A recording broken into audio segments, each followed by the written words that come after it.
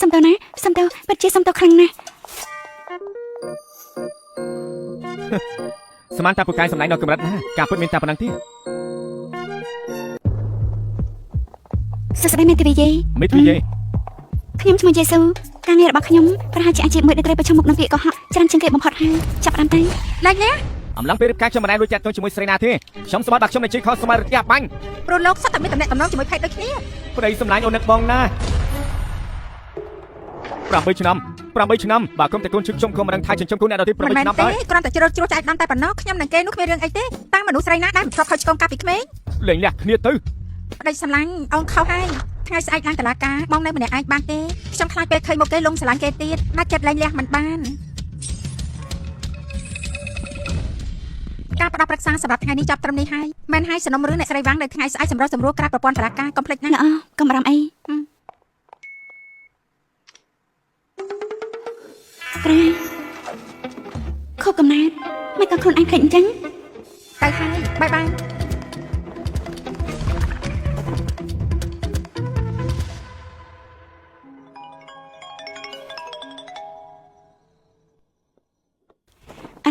អាឡូកូនស្រីមិនក៏ស្ងាត់ម្ល៉េះថ្ងៃកំណត់គ្មានអ្នកណាមកអបអរជាមួយសោះមែនទេថ្ងៃម៉ោងគ្មានពេលទេរវើរហូតដល់ផុតក្នុងលោកទៅនៅលឺរហូតដល់ពេលនេះសំសាក៏មិនឆ្លាញ់ការក៏មិនការទៅគ្មានអ្នកដេញរំខិចអើបើម៉ាក់ខំមកដើម្បីទៅរឹតដងដាក់កូនបែបហ្នឹងកូននឹងបាត់ទូរស័ព្ទឥឡូវហ្នឹងហើយមានកូនឯណានិយាយជាមួយម៉ាក់បែបនេះម៉ាក់បារម្ភពីកូនតាម៉ាក់យកពេលបារម្ភពីរឿងផ្ទាល់ខ្លួនរបស់កូនមិនបារម្ភរឿងស្នេហារបស់ម៉ាក់នឹងពូឈិនវិញភាសាជាងសង្ឃឹមថាពីលើកទី5របស់ម៉ាក់នឹងអាចរក្សាបានយូរអង្វែងតិចចាស់កុំឲ្យដល់ពេលត្រូវលែងលះរកកូនជួយទៀតសួយមែនខំតែបារម្ភបាត់ហើយណាថាឲ្យតែថ្ងៃខុសកំណត់ត្រូវតែរអ៊ូហើយត្រូវតែញ៉ាំនំខេកនោះខ្ញុំមិនញ៉ាំទេសម្រាប់ថាជ្រើសរើសការសម្រាប់ជាកាដូខុសកំណត់សម្រាប់ខ្លួនឯងតែចុះហើយយ៉ាពួកយើងជាស្រីខំរលៃមកគឺដើម្បីចំណាយលើខ្លួនឯងនឹងហើយរៀបថាកំណត់យេស៊ូ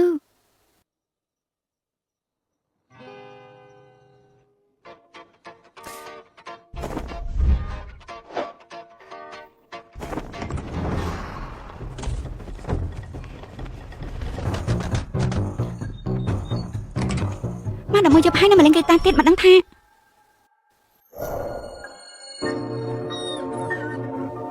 លើកដំបូងដូចខ្ញុំបានជប់លូសិនជេលើកដំបូងគូនិយាយយ៉ាងម៉េចទៅគេដូចជាឆ្កែពុះសាមួយយេអញ្ចឹងចិត្តតែវ៉ាញញឹមសាមួយយេ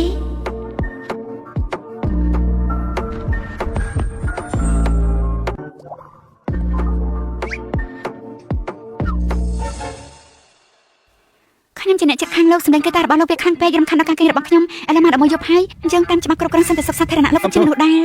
មកពីថ្ងៃខ្ញុំធ្វើការមានតែពេលគប់ទើបមានពេលហាយហ្គីតាលើក្រោយខ្ញុំនឹងប្រយ័ត្ននាងចូលគេងម៉ោង11មែនទេខ្ញុំឈប់លេងមុនម៉ោងនាងគេងមិនអីទេយ៉ាងណាក៏ខ្ញុំទៅតែម្ដងដែរចាំតិច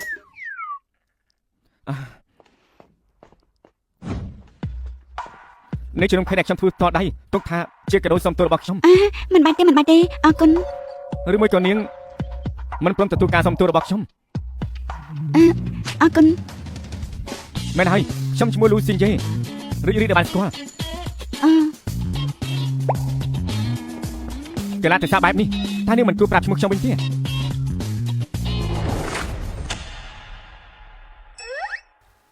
បានកុំឲ្យវាខាត់បងអី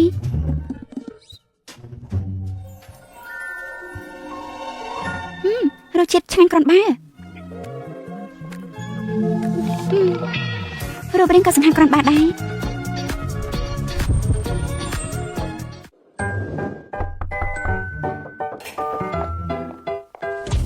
ណាអរុនសួស្ដីការប្រជុំនេះខ្ចង់ខ្លាំងពេកក៏បោកខាងនេះថ្លាមើលផ្ទះខ្ញុំគឺមានដំណើរការក្នុងធោធ្វើបានធ្វើឲ្យខាងនេះផ្លាស់អស់បែបនេះខ្ញុំបោករួចជុំមកសងនាងវិញអរគុណណាអរគុណតាមពិតមិនបាច់បាក់ឲ្យខ្ញុំក៏បានដែរបន្តិចបន្តួចទេ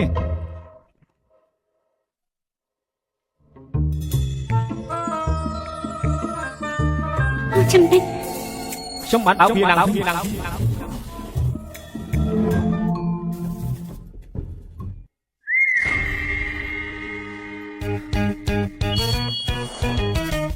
មិនមែនទេចាស់ក្មេងៗសម័យនេះមិនចេះស្គាល់កលៈទេសៈទេ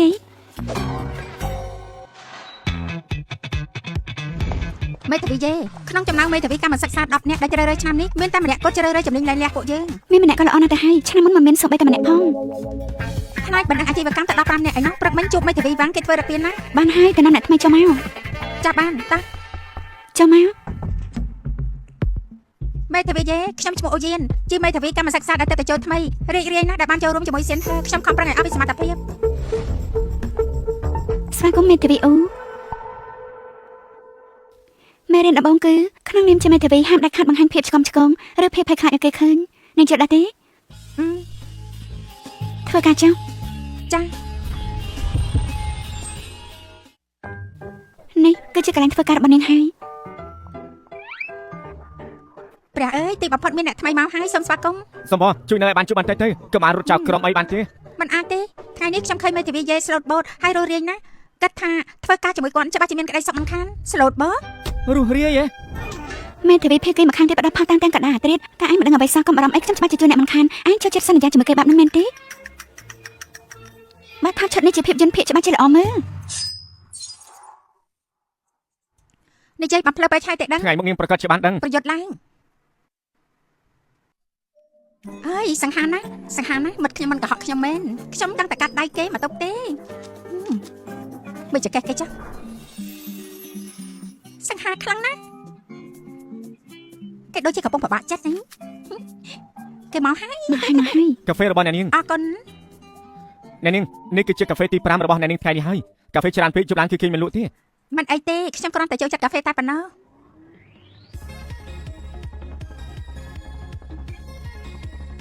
សាំងលូតាំងហ្វែងចូលធ្វើការក្រៅម៉ោងនៅហាងជើងមកចំណូលហាងជើងគឺហត់ឡើងខ្ពស់ដូចទឹកបាតទំនប់យ៉ាងចឹងឬមួយក៏ឯងធ្វើជាបោកកលឹកពេញសិតនៅទីនេះតែម្ដងទៅប្រាក់ខែនឹងជិះគ្នាបានមិនចាំបាច់ទេខ្ញុំគ្រាន់តែចង់ចំណាយពេលឲ្យរវល់បន្តិចហើយមកចាំងវិញទៀតនោះខ្ញុំមិនដឹងថានៅទីក្រុងនេះបានជួបប៉ុណ្ណាទេអើយស្ដាយណាស់សឿឯងពិតជាមិនចង់ធ្វើតន្ត្រីពិតមែនឯងអ្នកណាប្រកាសទៅកុំកាន់អាសានស្លាអីតែចាំមានន័យថានៅមិនបានរកឃើញផលតាំងការលួចមានស្រីខាងក្រៅមែនទេតែជាចិត្តកំភៃចាំតិចជួបគ្នាទៀតហើយកំពុងតែរកផលតាំងមែនទេអ្នកក៏មើលតែប្រវត្តិឆាតរបស់ភាគីម្ខាងទៀតត្រូវមើលសកម្មភាពក្នុងហ្វ្រេនរបស់គេថាមានលក្ខគ្រប់ដែរឬក៏អត់ឆែកមើលប្រអប់សារក្នុងបណ្ដាញសង្គមផ្សេងមានកម្មវិធីស្ដាប់ចម្រៀងថាតើមានបញ្ជីចម្រៀងមានគណៈថ្មីចូលរួមដែរទេឬកម្មវិធីហៅឡានក្រៃលោមានប្រវត្តិធ្វើដំណើរនៅកន្លែងណាមិនអីទេនេះជាកាតព្វកិច្ចរបស់ខ្ញុំការពិតទៅអ្នកនឹងជាមេធាវីលេងណាសោះតែជាការពិតទេតើមានបញ្ហាអីមែនទេគ្មានទេគ្មានអីទេគេមានន័យថាម៉េច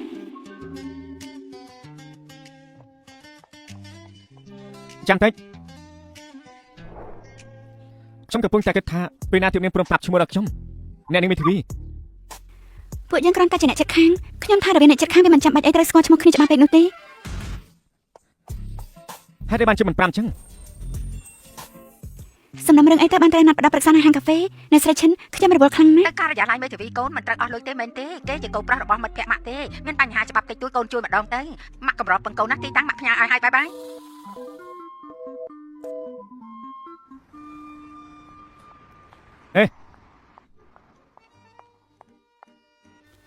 សួស្ដីយេស៊ូ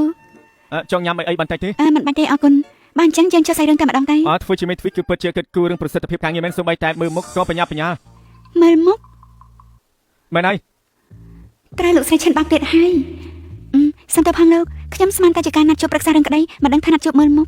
ចង់បាននេះថាម៉េចគឺថាខ្ញុំគ្មានបំណងចង់រៀបការអ្វីទាំងអស់សំទោសដែលធ្វើលោកខាត់ពេលវេលាអាហារនេះចាំខ្ញុំជាអ្នកចិញ្ចឹមអ្នកនាងមេធាវីមិនចំណេះទីនេះអញ្ចឹងអ្នកទាំងពីរម្ដាយខ្លួនទុកខ្ញុំជាមនុស្សល្ងងមែនដែរទេ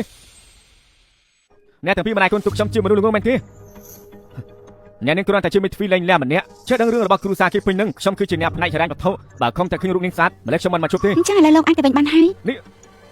គ្រាន់តែជាមេធាវីម្នាក់សោះធ្លាប់មកដល់បាបសោរគ្រូសកលនៅតែជាស្រីចាស់ដដែល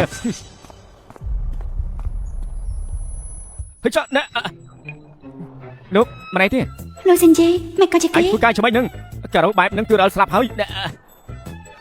បាទខ្ញុំសូមទោសផងលោកមិញមានអតិថិជនបានធ្វើកាហ្វេកាពុបទើបបានជាខ្ញុំមកជួបការោបែបនេះ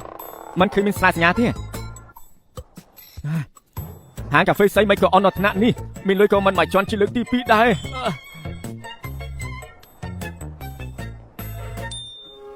គេធ្វើដោយចេតនាមែនទេ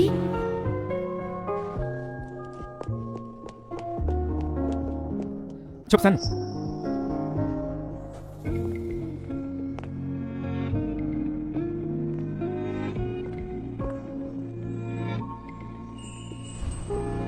ញ៉ាំរបស់ប៉ែមខ្លះទៅនឹងមានអារម្មណ៍ល្អជាងមុន អរគុណ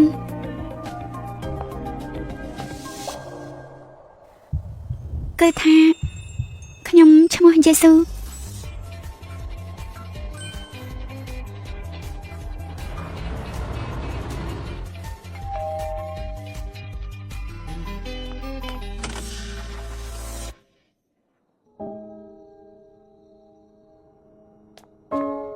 ថ្ងៃនេះម៉ាក់មកសួរសុខទុក្ខកូនហើយក៏ឆ្លៀតយកនំប៉័ងមកឲ្យកូនខ្លះមិនមែនកូនចូលចិត្តនំប៉័ងដែលម៉ាក់ធ្វើបំផុតទេអីរឿងថ្ងៃនេះម៉ាក់បានឮអស់ហើយសុទ្ធតែជាកំហុសរបស់មីងវាងកាលមុនគាត់ច្បាស់ណាស់ថាម្នាក់នឹងជាមនុស្សនឹងងគួរឲ្យទុកចិត្តចុះមិនក៏ខ្លាចតែជាមនុស្សបែបហ្នឹងលើកក្រោយម៉ាក់នឹងពិនិត្យមើលឲ្យបានច្បាស់គ្មានលើកក្រោយទៀតទេកូនគ្មានបំណងចង់រៀបការឡើយថ្ងៃក្រោយនេះម៉ាក់ក៏មិនបាច់ណែនាំនរណាឲ្យកូនទៀតដែរកូនស្រីធ្វើជាមនុស្សមិននឹងមិនរៀបការកើតទៅនៅម្នាក់ឯងមិនពិបាកទេអីរកអ្នកណាម្នាក់តស៊ូនឹងជួយជ្រោមជ្រែងគ្នាមិនល្អទេអីមិនល្អឥឡូវកូនរស់នៅម្នាក់ឯងក៏មានក្តីសុខដែរកូនមានក្តីសុខណាស់ហេតុអីត្រូវបង្ខំកូនរកអ្នកមកធ្វើឲ្យកូនទៅចិត្តធ្វើអីកូនស្រីដែលកូនមិនចង់រៀបការតើមកពីម៉ាក់តើមែនទេ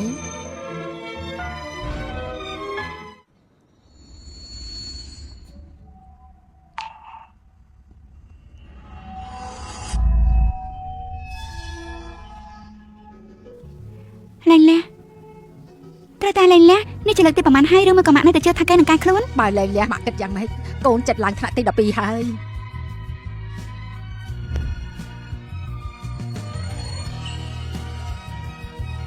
ម៉ាក់គេមិនកែខ្លួនទេកូននៅជាមួយម៉ាក់កុំខ្លាចអីឆ្នាំនោះកុំតែសារតែកូនម៉ាក់មានក្តីក្លាហានណាស់ឡែងលះមានជីវិតដូចសពថ្ងៃហើយដើររកសេចក្តីស្នេហាពិតឲ្យខ្លួនឯងនោះម៉ាក់គ្រាន់តែចង់ឃើញកូនមានក្តីសុខគឺម៉ាក់ដែលខុសចំពោះកូន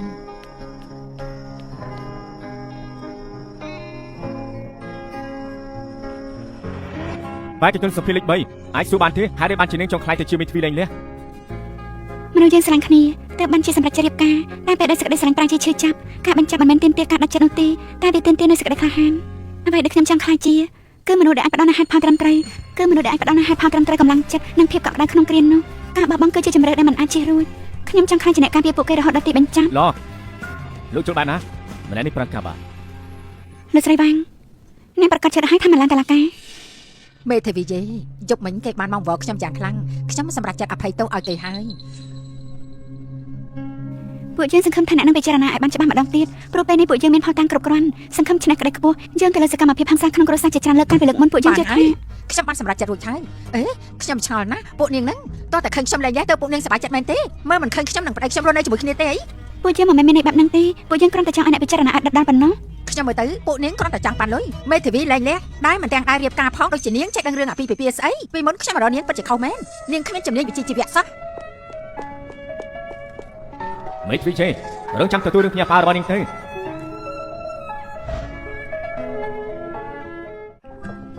ចូលមកលោកប្រធានហៅខ្ញុំមែនទេក្រៅមកកាញ់ខ្ញុំមិនចាំបាច់ហៅខ្ញុំប្រធាននោះទេមកលោកគ្រូមានដំណឹងអាក្រក់មួយដែលត្រូវប្រាប់ឯងរឿងដែលចង់ខ្លាយទៅជាម្ចាស់ភាគហ៊ុនការពីដំណើរជាភិនដំបងគឺមិនជាប់ទេ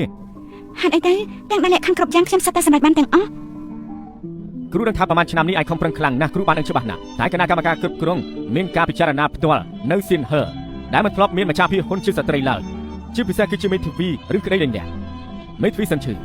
ខាងផ្នែកសហគ្រាសក៏កំពុងតែប្រជែងជប់តំណែងភាគហ៊ុននេះដែរគណៈកម្មការក៏ជ្រើសរើសរវាងឯងហើយនឹងគេ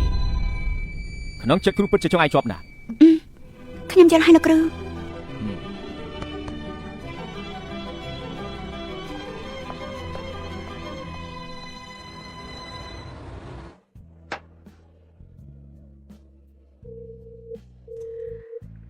អាឡូស៊ីយាយមែនទេដល់យើងហើយមែនទេមែនហើយឯងនៅណាខ្ញុំកំពុងនៅក្រៅប្រទេសដាច់សញ្ញាណាសេវាទូរស័ព្ទខ្សោយណាស់ថ្ងៃកំណត់ឯងប្រហែលថ្ងៃមុនខ្ញុំខលទៅឯងមិនចូលសោះតែទេសភាពនៅទីនេះស្អាតណាស់ចាំទៅវិញគ្នាប៉ះពិលថ្ងៃកំណត់ឲ្យឯងគ្នាឡើងនិយាយជាមួយឯងហើយមើលថ្ងៃរះសិនបានដល់លេងចាំមិនរំខានទេបាយបាយ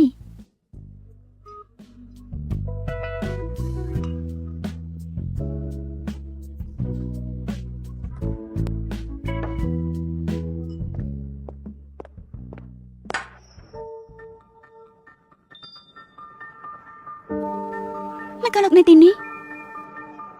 មិនក៏លោកនៅទីនេះ ខ្ញុំមកបង្ហាញខ្លួននៅកន្លែងធ្វើការរបស់ខ្ញុំហើយបានជួយសុខខ្ញុំចឹងណែនាងវាមិនសមហេតុផលសោះ មិនមែនលោកធ្វើការក្រៅម៉ោងនៅហាងកាហ្វេទេអី ច័ន្ទពុតសុកនៅហាងកាហ្វេអង្គាប្រហ័សសៅនៅក្លឹប ការងារក្រៅម៉ោងលោកចម្រុះមុខមែន នៅមានចំណុចពិសេសច្រើនទៀតចង់ស្វែងចុះបន្ថែមទេ ក្មេងៗសម័យនេះពិតជារហ័សរហួនរស់រានណាស់តា ហេតុអីបានជាពួកមនុស្សធំចូលចិត្តធ្វើចរិតឆ្ងាយពីរង្វង់ដៃម្ល៉េះសាមួយប្រភេទនេះរសជាតិស្រួលញ៉ាំណាស់ជាអ្នកក៏មិនធ្វើពេកស័ក្តិសមបំផុតសម្រាប់អ្នកដែលផឹកដើម្បីបំបត្តិទុកថ្ងៃស្អែកត្រូវក្រោកឡើងធ្វើការ អ្នកណាថាខ្ញុំផឹកបំបត្តិទុកខ្ញុំចូលចិត្តផឹកស្រាខ្លាំងៗមិនបានមែនទេហើយអាទឹកផ្អែមបែបក្មេងលេងនឹងទុកឲ្យក្មេងដោយលោកផឹកខ្លួនឯងទៅ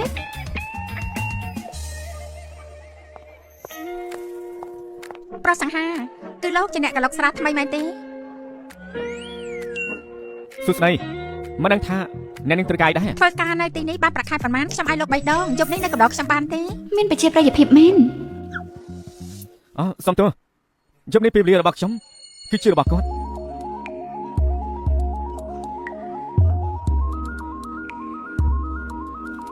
យកខ្ញុំធ្វើជាខាងការពារខ្លួនបែបហ្នឹងមក មែនហើយយប់នេះពេលវេលារបស់ខ្ញុំគឺជារបស់បង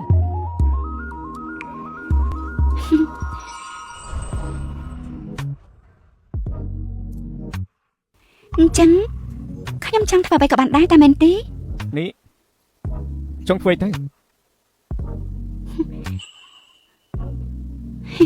លោកសិនជេតែសន្តាគារទៅ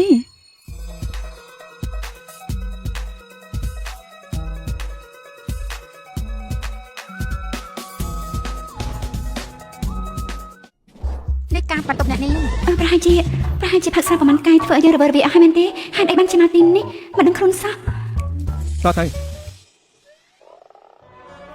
ខ្លាចអីទៅមិនខ្ញុំជាអ្នកបបោកគេទេខ្ញុំអាយុ30ហើយរឿងបែបនេះជារឿងធម្មតាទេម្យ៉ាងទៀតមុខមាត់បែបនេះខ្ញុំក៏មិនខាត់បងដែរខ្ញុំគឺជាស្រីសម័យថ្មីដែលចាស់ទៅម្នាក់ពួកយើងគ្រាន់តែធ្វើរឿងដែលមនុស្សធំគេធ្វើប្រហែលជាកុំខ្លាចអីគឺថាតើលោកចង់ងូតទឹកមុនឬក៏ឲ្យខ្ញុំងូតមុន ចាំមើលថានេះស្នៃនៅពេលណាទៀតឬមួយងូតជាមួយគ្នាទៅ ក្មេងៗសម័យនេះពិតជាលេងសើចខ្លាំងណាស់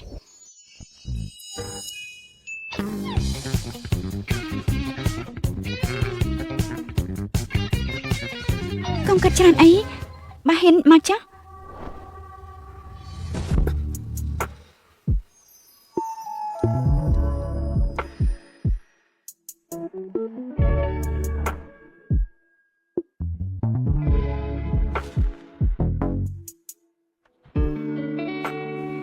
ដល់វគ្គនេះតើត្រូវថើបមុនឬក៏ដោះក្អែមមុន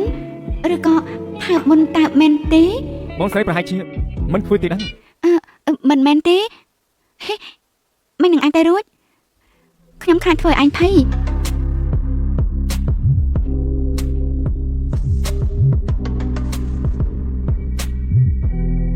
ក្មេងម្នាក់នេះរាងកាយមកមុនក្រន់បើ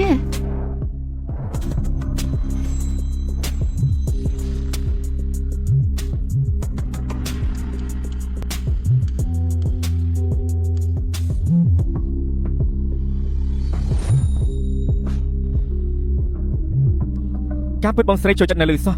បើអញ្ចឹងចាប់ដើមទៅ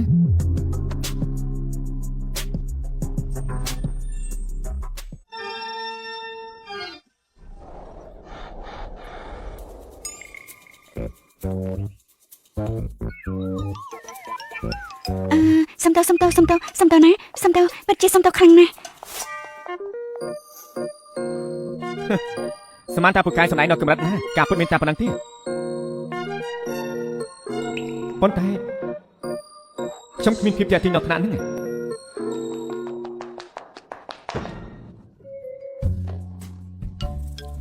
សំទៅផងណាពិតជាសំទៅមែន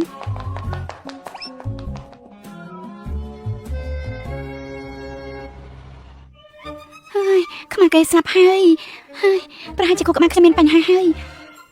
លោកសញ្ញេទៅសន្តាគារអីទៅតើតែគូក្បាលមានបញ្ហាទៅនិយាយពាក្យបែបហ្នឹងចេញមកទៅរួចមើលចុះបើតែក៏ទៅហើយចិត្តចាំអីរត់ធ្វើអីចាក់រុកអ្នកណាមិនចាក់បើជាចាក់រុកអ្នកចិត្តខាងខ្លួនឯងទៅវិញឥឡូវសុំមកហើយផ្ទះក៏មិនហ៊ានចូលឬមកក៏បដូរផ្ទះចេញចូលភ្លាមចេញភ្លាម ប៉ុន្តែនៅទីនេះចិត្តក្រុមហ៊ុនហើយថែមទាំងមានភាពងាយស្រួលទៀតឬក៏ឲ្យគេចេញទៅមិនក៏ហ៊ាននិយាយបែបហ្នឹងចេញមកកើតអីអើយខ្មាស់គេខ្លាំងណាស់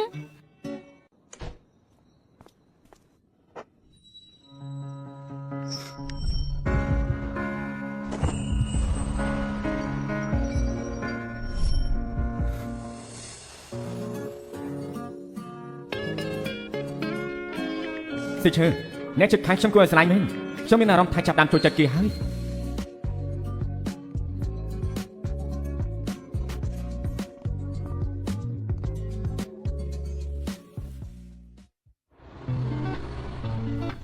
នេះតែជាខ្ញុំមែនទេប្រហែលជារឿងការប្រយុទ្ធមិនគ្រាន់តែជាការចេះច្រឡំបំភ្លេចទៅ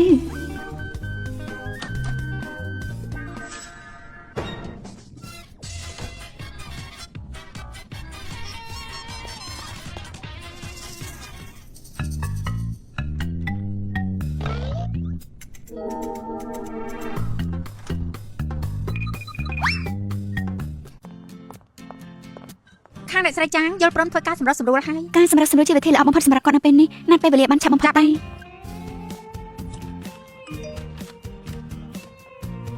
លោកសញ្ជីហេតុបានជាគេស្គាល់វិឆារបស់ខ្ញុំខ្លាំងៗដឹង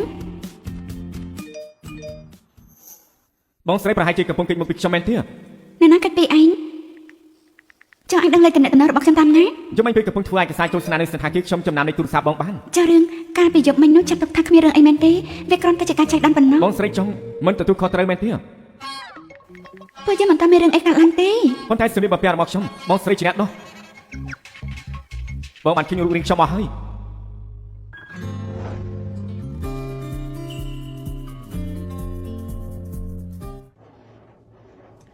អាចគិតមើលបើថ្ងៃចប់ពីរបស់ខ្ញុំតើបទចម្រៀងនេះជាបទភ្លេងកំដរយ៉ាងម៉េច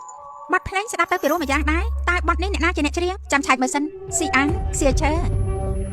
ខ្ញុំក៏ស្គាល់តែមិនមែនជាកំពូលតន្ត្រីកដែលល្បីខ្លាំងកាលពីប្រហែលឆ្នាំមុននោះទេត្រូវតែបាត់ដំណឹងឈឹងឈប់វិសាលបៈហើយទេដឹងយើងមិនដឹងដែរសៀឈើហេតុអីសមនឹងឈ្មោះនេះម្លេះគឺយើងនឹកឃើញហើយគេមិនមែនស្លាប់បាត់ហើយទេហាបើអញ្ចឹងដូរបទផ្សេងទៅមិនសូវមានសេរីសុខស្ដីទេឯងនិយាយត្រូវហើយអញ្ចឹងចាប់ដូរបទផ្សេង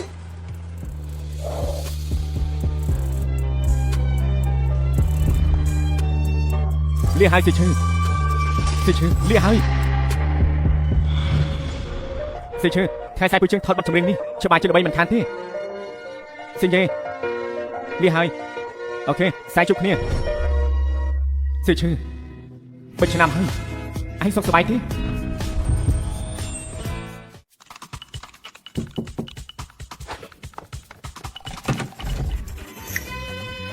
ហើយសៀយេខ្ញុំមកវិញហើយយប់នេះពួកយើងមិនស្វឹងមិន អ ដឹង ញ្ចឹងឆាប់ចូលមក អេឈប់មានន័យថាឯងបានដោះកៅអៅអស់ហើយឬក៏រត់ចោលតែម្ដងសំជាសៀយេរបស់ខ្ញុំមែន អំសាយើងអី ចុះគេមិនសង្ហាទេអី សង្ហាខ្លាំងណាស់ អូចោលរាងកាយគេវិញ ល្អណាស់ ហើយចុះហេតុអី គឺខ្ញុំគ្រាន់តែមិនចង់ឲ្យរឿងរ៉ាវកាន់តែស្មុគស្មាញគេជាអ្នកចិត្តខាងរបស់ខ្ញុំចេញចូលធ្វើការរាល់ថ្ងៃច្បាស់ជាជួបគេមិនខានមិនយ៉ាងមើលទៅក្មេងណាស់ កុំកំរាសសៀយេសម្លាញ់មិនចាំបាច់គិតច្រើនដល់ថ្នាក់ហ្នឹងទេអូខេឯងតាំងពីតូចមកគឺបែបហ្នឹងហើយធ្វើអ្វីក៏ដោយតែគិតច្រើនពេកជានិច្ចរឿងខ្លះគិតថាជាគ្រោះថ្នាក់អាចជារឿងគួរភ្ញាក់ផ្អើលក៏ថាបានឯងរស់នៅតែមានសម្ពាធពេកហើយប៉ុន្តែខ្ញុំពិតជាចង់ដឹងខ្លាំងណាស់តើគេជាបរិសុទ្ធប្រភេទណាទៅដែលអាចធ្វើឲ្យឯងនិយាយពាក្យថាទៅសន្តាគារអាចចេញមកបាន ខ្ញុំប្រាប់ឲ្យថាមកពីខ្ញុំស្វឹងតែមិនបានគិតច្រើន គេរស់នៅបន្ទប់ក្បែរហ្នឹងតាមមែនទេ អេចាឡូស៊ីចាំតាណា